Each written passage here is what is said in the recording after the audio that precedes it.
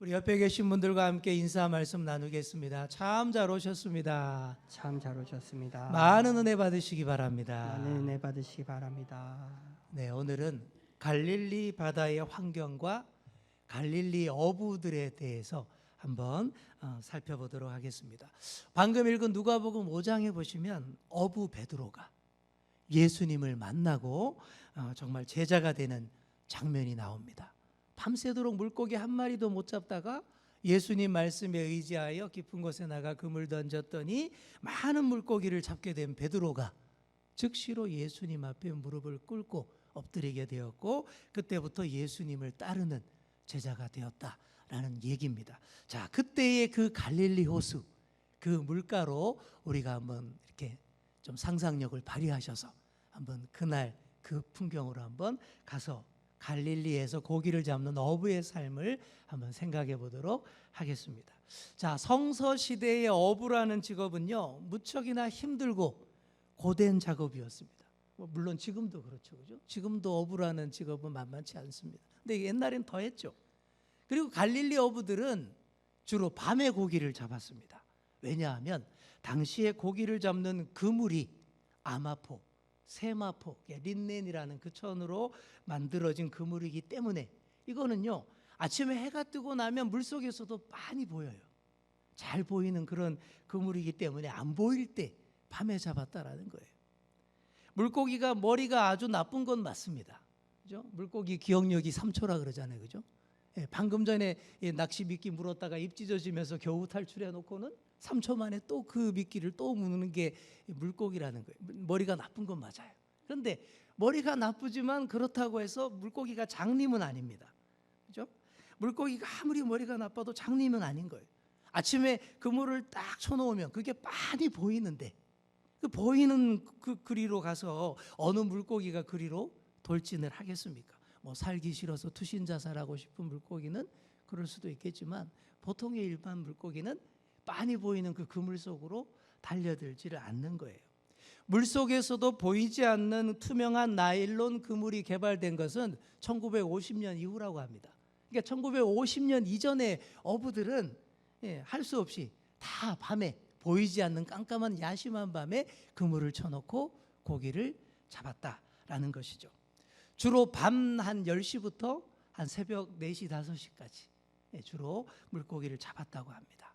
그래서 성서시대 어부들은 완전히 올빼미형이에요. 낮과 밤이 완전히 바뀐 올빼미형으로 살 수밖에 없었다 그래요. 그리고 요즘처럼 뭐 모터보트 같은 게 없던 시절이지 않습니까? 엔진이 달린 그런 동력선이 없던 시절이기 때문에 깊은 곳에 가서 물고기 잡으려면 열심히 노를 저어야 됐습니다. 호수 중앙까지 노를 저어서 가야 되는데 갈릴리 호수가 꽤 큰 호수예요. 가보시면 알겠지만 굉장히 큽니다. 남북 길이가 21km예요. 위에서부터 밑에까지가 21km. 그리고 왼쪽에서 오른쪽 좌우가 12km 정도 됩니다. 그러니까 깊은 곳에 가서 제대로 물고기 잡으려면 아무리 적게 가도 최소 6km 이상을 노를 저어야 되는 거예요. 여러분 6km 노 저어 보셨어요? 네, 사람 죽습니다. 우리 같은 사람이 저으면 보통 힘든 게 아니에요. 그리고 아무리 빨리 가도 1시간 이상 걸려요. 6km 이상 노 저으려면. 그렇습니다. 게다가 이 우기철인 겨울에 물고기가 더 많이 잡힌대요. 이스라엘은 우기가 겨울이거든요. 비가 많이 내리는 우기가 겨울인데 그때 물고기가 많이 잡히니까 그러다 보니 갈릴리의 어부들은 항상 비에 흠뻑 젖어 있을 수밖에 없대요. 맨날 비 맞고 다니는 거예요. 또 물속에 던진 그물이 엉키지 않도록 수시로 물속에 들어가서 그물을 이렇게 바로 잡아줘야 됐습니다. 낮과 밤의 온도 차이가 극심한 그곳 날씨에다가 온몸이 비에 흠뻑 젖은 것도 모자라서 수시로 물속에 들어가야 했으니까 이 어부들은 밤새도록 추위에 떨 수밖에 없는 그런 환경이었다라는 거예요. 그들 인생 자체가 축축한 인생, 오들오들 춥고 떨리는 인생인 거예요. 늘 물에 젖어 있고 비에 젖어서 오들오들 떠는 그런 인생이었다라는 것입니다. 그래서 갈릴리 어부의 생활은 요즘 우리가 생각하는 것처럼 낭만적인 게 아니에요. 요즘 우리 강태공들 낚시 좋아하시는 분들은 갈릴리 바다에서 낚시하면 참 좋겠다 이런 생각 하시는 분들이 있더라고요. 그런데 그 당시에 그 갈릴리는 요즘 낚시꾼들이 생각하는 낭만적인 장소가 전혀 아닙니다. 아주 혹독한 체험 삶의 현장이었던 것이다라는 것이죠. 밤새 중노동과 추위에 시달린 어부들이 낮에 집에 돌아오면 녹초가 됩니다. 그리고 낮 동안에는 절대 건들면 안 돼요. 낮 동안 밤새도록 생긴 그 피로를 푹 풀어야 했습니다.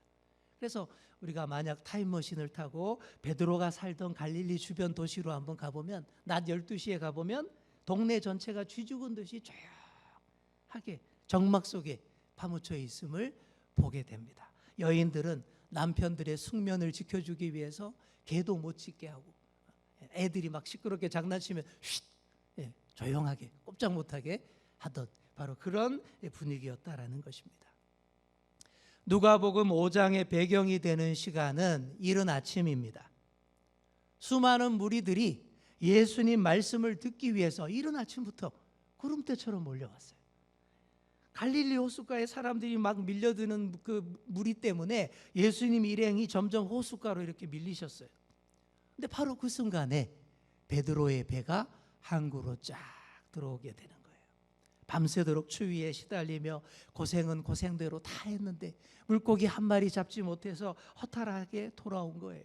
몸과 마음이 다 지쳐서 그냥 기계적으로 늘 하던 대로 그물을 씻고 말리고 있었습니다. 왜냐하면 당시 세마포로 된 그물은 바로 씻어서 안 말리면 금방 썩어서 못 쓰게 되기 때문에 그런 일을 또 하고 있는 거예요. 그런 지치고 탈진한 베드로의 배에 예수님이 갑자기 탁 올라타신 거예요. 밀려드는 무리 때문에 베드로의 배로 피신하셨고 그리고는 그 배를 다시 물로 띄우게 해서 이 몰려든 군중들과 거리두기를 하게 하신 겁니다. 그리고는 해변에 늘어선 군중들을 향해서 그 물에 뜬 강단 배 위에서 예수님이 하시던 설교 말씀을 마저 다 하셨습니다. 또 그때까지 베드로는 또 이렇게 기다렸죠. 말씀을 다 마치신 예수님이 배의 주인 베드로에게 이렇게 말씀하십니다.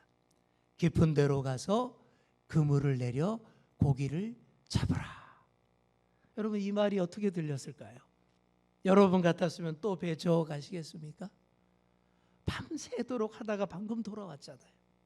그런데 베드로가 뭐라고 말합니까? 이렇게 말합니다. 선생님, 우리들이 밤이 새도록 수고를 하였어되 잡은 것이 없지만은 말씀에 의지하여 내가 그물을 내리리이다. 이렇게 순종을 합니다.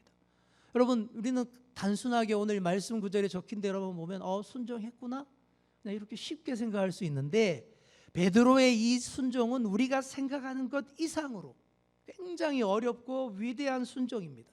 왜 그런지 몇 가지로 나누어서 살펴보도록 하겠습니다. 첫째로 베드로는 육신의 피로를 극복했습니다. 제가 앞에서도 설명드린 대로 베드로는 밤새도록 고생했어요.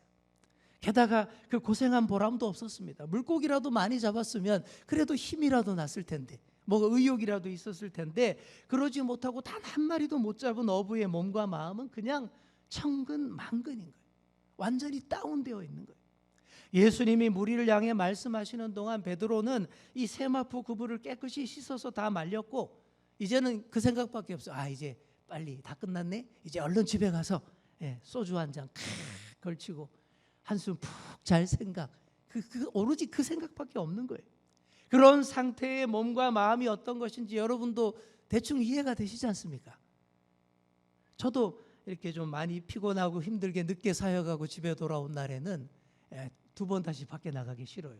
아무리 좋은데 놀러 가자 이렇게 외식하자 그래도 전혀 귀찮고 싫습니다. 쓰레기 봉투 버리러 나가는 것도 귀찮아서 억지로 나갑니다. 이해가 되시잖아요. 베드로는 오죽했겠습니까? 그런데 예수님이 바로 그런 타이밍에 손가락 하나 움직이기 싫은 바로 그 타이밍에 베드로에게 뭐라고 하면 다시 깊은 곳으로 나가자라는 거예요. 게다가 그물 씻기 전에 그런 말씀하셨으면 조금 덜 화났을 거예요. 근데 방금 그물 다 씻어서 말려놨는데 또 가자고 하시니까 이게 보통 정말 힘든 일이 아닙니다. 호수 중앙 깊은 데까지 다시 노저어갈 힘이나 남아 있었겠어요? 호수 중앙까지 6km라 그랬죠. 또 노저어 가려면 1시간 이상 넘게 걸립니다. 거기까지 가서 또 그물 내리고 고기 잡고 다시 돌아와서 또 그물 씻고 말리고 어떻게 될까요? 해가 중천에 뜨고 그날 하루 다 가버립니다. 수십 년 동안 낮과 밤이 바뀐 올빼미형으로 살아온 베드로에게 이거는 정말 감당 못할 체력 소모가 아닐 수 없는 거예요. 그런데도 베드로가 이런 엄청난 극한적인 피로와 내면의 허탈감을 뒤로 한 채 말씀에 의지하여서 순종했다라는 거예요. 정말 엄청난 순종일 수밖에 없습니다. 오늘날 우리 현대인들 참으로 피곤하게 삽니다. 직장 생활 참 피곤해요. 회사 생활도 피곤하고 자영업 하시는 분들도 너무 피곤해 하더라고요. 그런데도 토요일 밤늦게까지 그렇게 일하시고도 주일 아침에 일찍 일어나서 교회에 나오시는 우리 성도님들 얼마나 귀한 분들인지 모릅니다. 훌륭한 분들이에요. 그렇게 피곤한 일을 다 하시고도 지금 이 수요 집회에 이렇게 나오셔서 집회 참여하신 분들 정말 베드로처럼 순종을 잘 하신 거예요.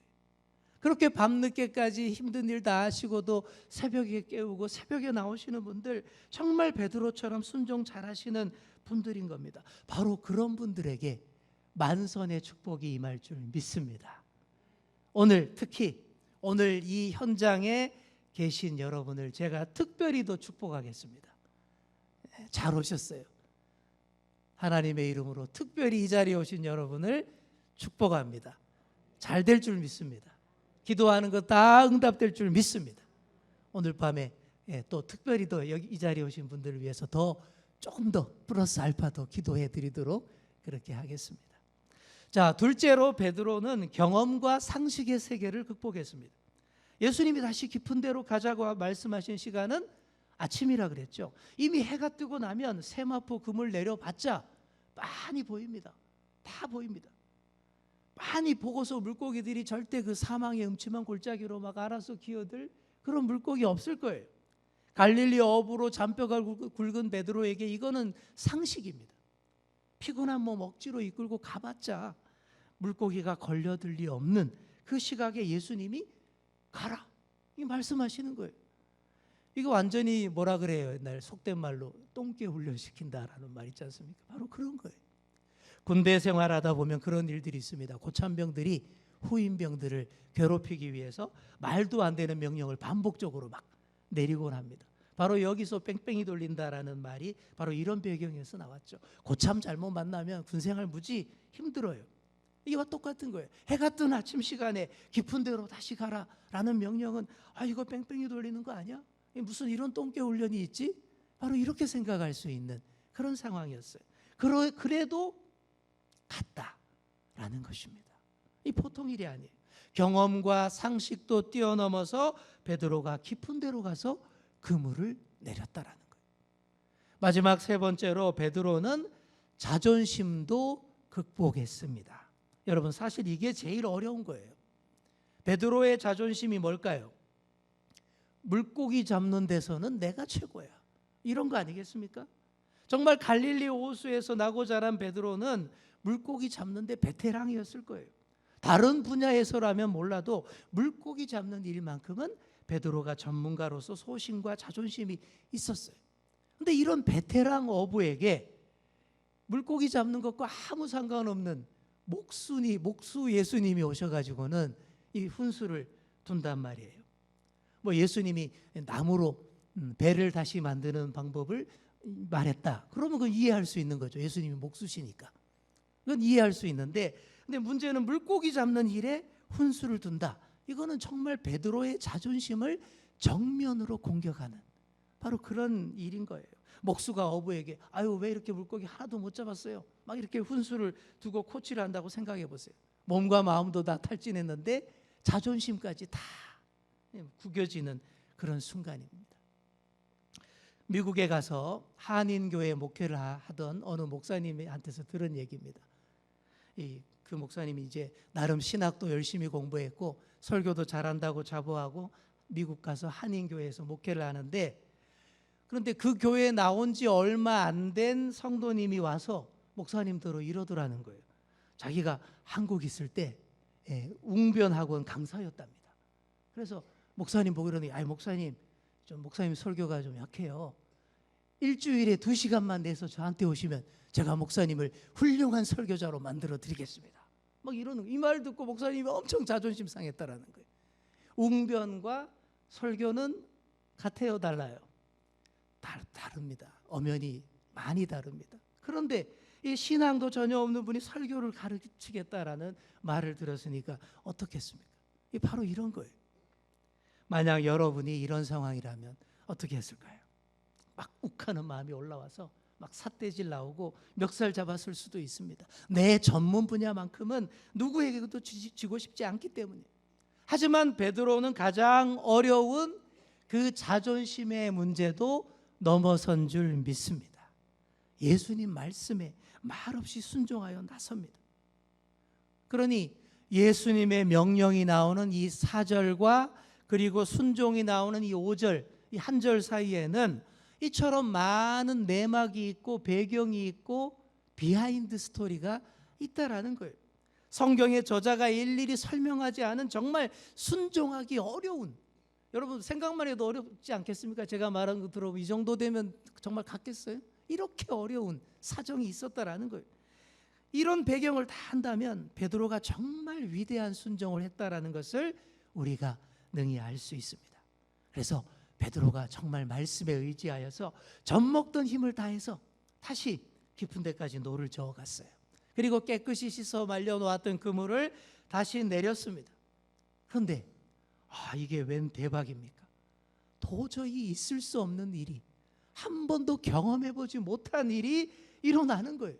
물고기 떼들이 정신이 나갔는지 두 눈 벌겋게 뜨고는 그 잘 보이는 세마포 그물 속으로 막 헤엄쳐서 하나가 이게 자기 집인 것처럼 쫙 들어와서 안기는 겁니다.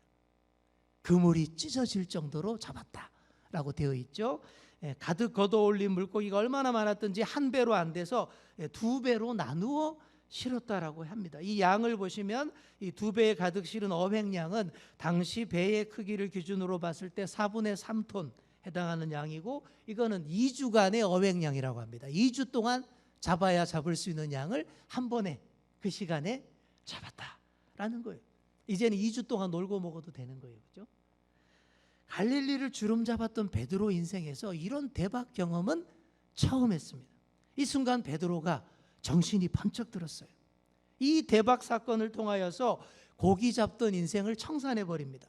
대박을 맛보았으면 더 고기떼를 쫓아서 막 달려갈 것 같은데 베드로가 그러지 않았어요. 물고기떼를 쫓아가지 않고 물고기 그만 잡고 예수님을 붙잡은 줄 믿습니다. 예수님 앞에 무릎을 꿇고 이렇게 고백을 합니다. 주여, 나를 떠나소서. 나는 죄인이로소이다. 왜 갑자기 예수님 앞에 무릎 꿇고 죄인이라고 했을까요? 엄청난 두려움에 압도되었기 때문이에요. 그동안 베드로가 두려워했던 것과 차원이 다른 그런 두려움을 경험했기 때문입니다. 그동안 베드로가 뭘 두려워했겠습니까? 바다의 신을 두려워했을 거예요. 동서고금을 막론하고 어부들은 미신을 많이 믿습니다. 그리스에서는 이렇게 포세이돈이라고 하는 바다의 신, 그리고 로마에서는 넵튠이라고 하는 바다의 신을 두려워했고, 성서시대 이스라엘 사람들도 여호와 하나님 외에도 바다의 신이라고 알려진 얌이라는 존재를 굉장히 두려워했습니다. 우리 한국의 바다신은 뭐죠? 용왕이죠, 그죠? 나라마다 다 있어요. 이스라엘도 그랬어요. 많은 나라에서 어부들은 출항에 앞서서 바다의 신에게 제사를 드립니다. 왜요? 바다의 신을 기쁘게 해야 많은 물고기 떼를 몰아줘서 대박나게 해줄 것이고, 반대로 그렇지 못하면 바다의 신이 노하면 풍랑을 일으켜서 배도 잃게 되고 사람도 빠져 죽게 된다라고 생각했죠. 그래서 한국에서는 화가 난 바다신을 달래기 위해서 심청이가 공양미 300석 받고 인당수에 들어간 것이고, 요나서에 보면 요나가 또 물고기 바닷속으로 던져지게 된 거 아닙니까? 사실 베드로가 활동하던 갈릴리 호수는요, 별명이 이거래요. 물반 고기반. 그 정도로 고기가 많은, 고기가 잘 잡히는 그런 호수예요. 정말 막 잡힙니다. 지금도 베드로 물고기라고 해서 수많은 성지 순례자들이 끝도 없이 가서 계속 이 물고기 요리를 먹는데도 계속 잡혀 올라옵니다. 한번 사진을 보실까요? 제가 직접 찍은 사진입니다. 2000년도에 성지 순례 가서 직접 찍은 베드로 물고기예요. 근데 보시면 중간에 하얗게 파먹어 놨죠. 너무 맛있게 생겨서 그냥 막 먹기 시작했다가 이러면 안 되지, 사진 찍어야지, 뒤늦게 중요한 자료라고 사진을 찍었기 때문에 이렇게 훼손된 자료 사진으로 여러분에게 보여드릴 수밖에 없어요. 자, 그러니 갈릴리에서 물고기 한 마리 못 잡는 것이 오히려 불가능한 일이랍니다. 밤새도록 물고기 한 마리도 못 잡는 게 갈릴리의 기적이래요. 물반고기반이기 때문에 그렇대요. 그래서 베드로가 지난밤 겪은 일이 도무지 이해할 수 없는 거예요. 어떻게 내 갈릴리 어부 인생에서 어떻게 이런 일이 계속 이러고 있었던 거죠. 그러다가 갑자기 그것도 환한 대낮에 잡힌 고깃대를 보고는 바로 깨달은 것입니다.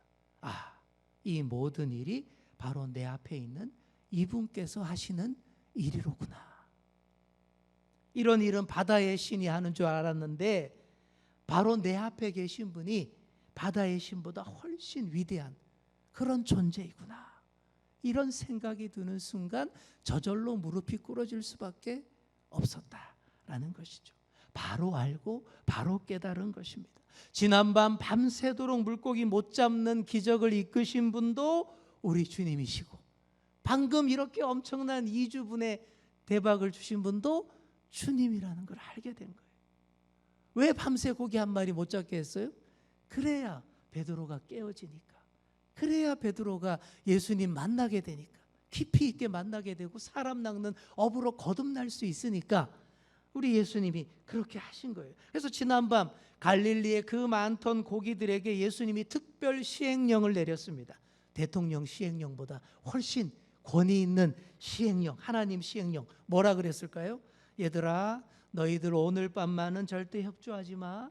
아마 그렇게 했을 거예요. 아마 그게 아니라면 세마포 그물이 그 밤에도 환하게 물고기들 눈에 잘 보이도록 해서 다 피해가게 만들으셨을 거예요. 그리고 다음날 아침에는 또 반대로 그 빤히 보이는 그물이 안 보이도록 또 물고기를 몰아가셨을 거예요. 이렇게 갈릴리의 물고기들을 이리저리 몰아가시며 베드로를 부르신 분이 우리 예수님이신 줄 믿습니다. 정말 힘들고 어려운 환경, 순종하기 어려운 육신의 피곤함, 상식의 문제, 이성과 나의 주관적인 생각, 자존심의 문제, 이거 다 이겨내고 순종한 베드로에게 예수님이 이렇게 대박 사건을 보여주셨고 앞으로 나와 함께 더 진짜 대박을 같이 한번 누려보자. 나와 함께 사람 낚는 어부가 돼서 더 큰 대박을 누려보자. 이렇게 초청을 하신 거예요. 정말 그렇게 되지 않습니까? 베드로가 나중에 베테랑 사람 낚는 어부가 됩니다. 한 번씩 베드로가 설교하면 3,000명씩 회개하고 5,000명씩 회개하고 그런 놀라운 역사가 일어나지 않았습니까? 사랑하는 성도 여러분, 오늘의 우리도 우리의 푸르른 갈릴리 호수에서 이런 예수님을 만날 수 있기를 소망합니다. 만나서 이런 만선의 축복, 대박의 기쁨 누리게 되기를 소망합니다. 그러려면 딴 거 없어요.